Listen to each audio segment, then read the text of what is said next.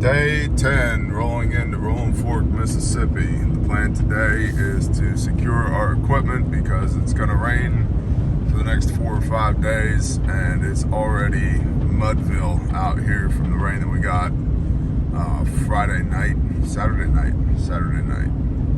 I don't remember. But yeah, there's no point in us sitting in the fob while it rains for 5 days and turns everything to mud and then waiting for it to dry out again. So we're gonna stow our stuff, head back to the fob, clean up, pack up, square everything away, and then incident response. Oh, day 10, the mobile command center shows up for incident response. That's good. Anyway, we're going to stow our stuff since it's gonna rain for the better part of the next week. And then we're going to go home. We're going to eat sheep with people that we love, observe the high holy days, and then 100% come back. In fact, we had some of the folks from our fob asking, but you're going to be back, right? You're going to be back? Yeah, I'm leaving most of my stuff here. I wouldn't be coming back. I wouldn't leave most of my stuff here if I wasn't coming back. So that's the plan currently. The part of town that's getting the most attention is this part right here, which is the north side of town on Highway 61. Probably because it's the most visible part, which is what generally happens. And that's why Grindstone likes to go and look for people in the outskirts, because they're typically forgotten. And forgotten sucks, especially after a storm like this.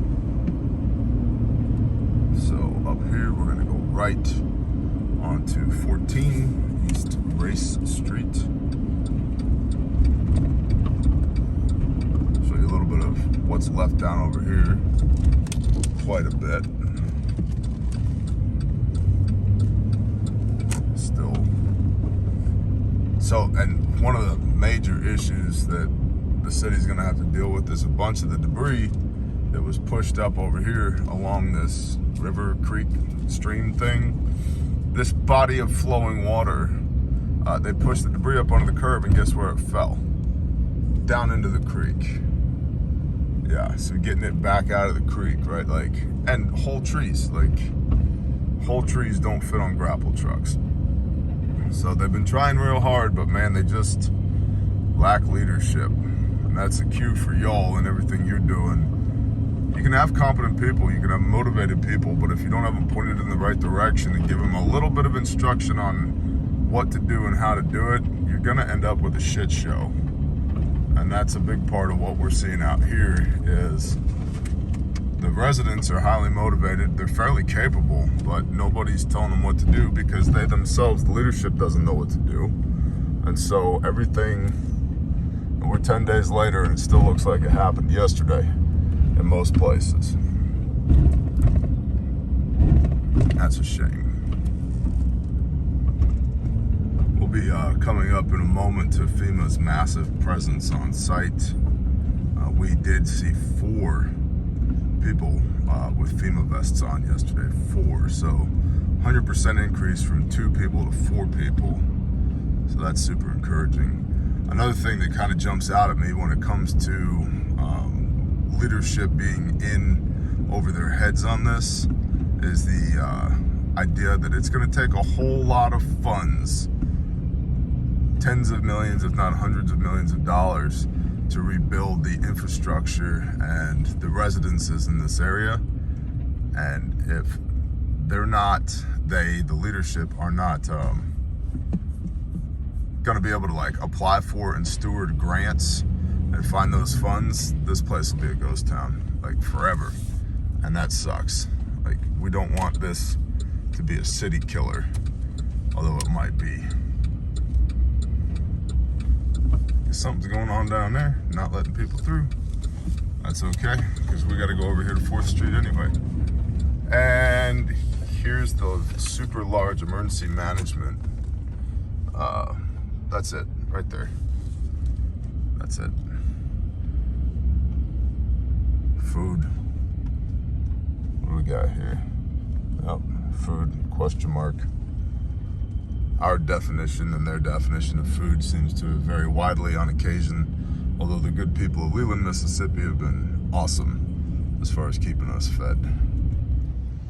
So this was the neighborhood we were working in yesterday. Took out this house, that house, that house, that house, and then that one's next to be demoed, which we'll do when we get back. Just to illustrate, there's still like standing water out here. Still sloppy, wet mud out here. Footprints. So we're gonna walk our equipment out of this alleyway back over to the shop site that we've been using as a laydown yard. And yeah. Made it almost all the way to the laydown yard. Saw a car, smashed car, and I was like, oh, smashed car.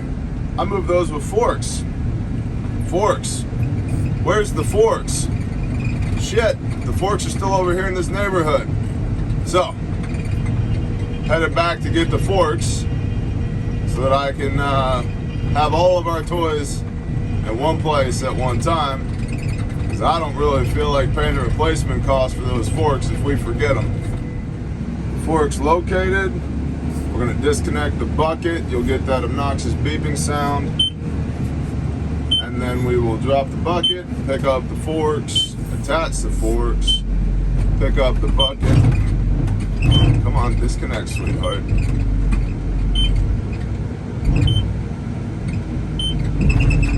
There we go. There we go. Oh, you're looking at the sky. Sorry about that. Pick up the bucket with the forks and then head back over to the laydown yard.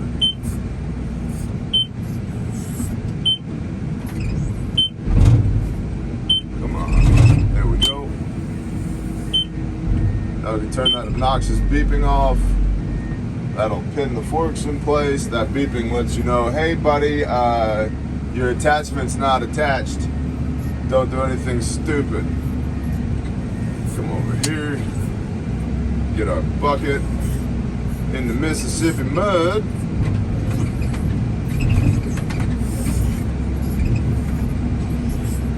Come on. Got like no traction.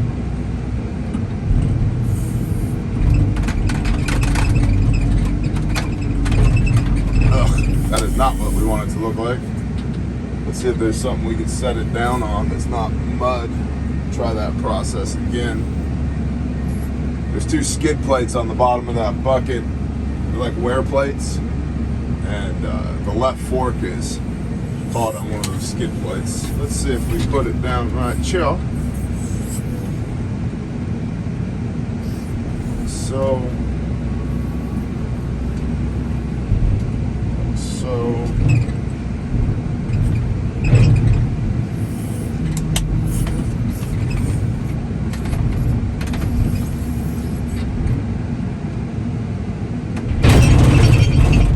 that'll do. Got it. Hi. To the laydown yard we go. Thought y'all might want to see just a little bit more of the damage in this neighborhood as we're going for a cruise. House on the left has to be demolished. House on the right has to be demolished. The one next to it's questionable. There was a playground across the way. It's gone.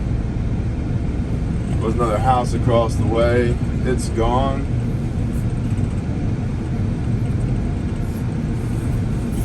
I'm also having a hard time understanding how, if this is the poorest county in the country, why do I keep seeing things like this Cadillac on the left and this Mercedes over here on the right? They're everywhere. And so many like brand new four-wheelers and side-by-sides. It's like a weird mental disconnect.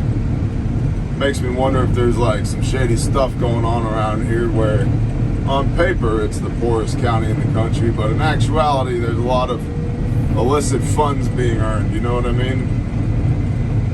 I don't know. That house on the left needs to get demolished. House on the right looks fine. Like a little bit of roof damage. And now we're gonna hit the green belt over here on this field and not run over the crops. I also think it's important to point out the residents, right? All the displaced people, they are holed up with friends and family in other towns, other cities in the area, and the volume of people, the population density of this town is like next to zero. The Volunteer Resource Center, the VRC, this past Sunday had like 1,000 cars that came to get stuff. On Monday, they had a dozen, and one drop off. The people have just gone. They're just gone. And so, and the linemen, most of the line crews are gone. The debris contractors, the 4 total grapple trucks in the area, they're moving around, starting to grab stuff, starting to do their job. And so the pace is beginning to change. There's this odd timing that occurs when you go from relief to recovery. And relief is food, water, shelter, medical, search and rescue, and the beginning of debris management. And recovery is debris management and rebuilding. And so it's starting to shift towards recovery from relief, which is good. There's still probably 500 homes in this town that need to be demoed. And for your edification, yesterday, day 9, Grindstone did approximately $250,000 worth of work, retail value. Not that we bill anybody, we don't bill FEMA, we don't bill the homeowner, we don't nothing. We are supported by y'all and just y'all.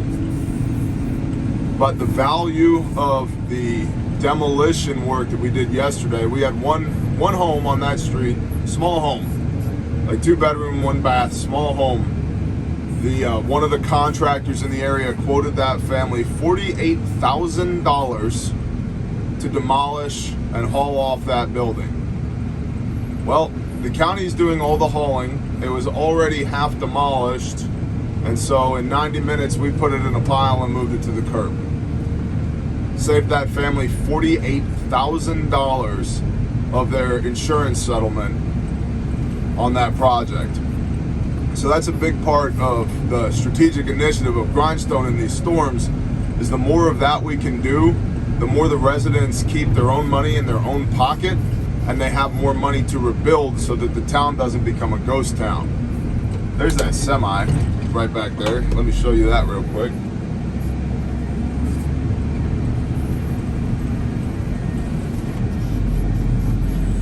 That's a flipped over semi right there. And I was almost able to get it flipped yesterday, but you can see my ruts. Those are 2-foot deep ruts filled with water right there. And that was when the call was made on the mud. Hey, it's a little too muddy for us to be playing out here. So we pivoted into town. Then even in town, it's still too muddy. But I just wanted to point out, like, the vibe is changing around here, which is a good thing. That means that things are moving on. And I don't necessarily feel bad about going home to observe Passover and unleavened bread, and then coming back in a week or so and picking up with demolition so we can continue to save people money so that they're not, giving these contractors 50% or 30% of their settlement just to have their house knocked into a pile. So, back over here to the used car lot. This is where we're parking our equipment for a while. Y'all may remember this. The used car lot. And vroom vroom, here we are. Well, that's really it for day 10. About to make the long trip back home. We'll go to the fob, clean up there, pack up, head home, get out of here before these storms hit. I appreciate every one of y'all. We will be back. Thank you for supporting Grindstone Ministries. It's right here. See that? Grindstone. GrindstoneMinistries.com. You know the deal. If you want to plug in or donate, hit us at GrindstoneMinistries.com. A bunch of y'all have been asking, like, how do I GrindstoneMinistries.com? But I want to talk to you about GrindstoneMinistries.com. How do I donate GrindstoneMinistries.com? GrindstoneMinistries.com. There's a link in every video. Every video. There's a link down in the description. I appreciate y'all. We're out. We'll be back, but we're out. Shalom.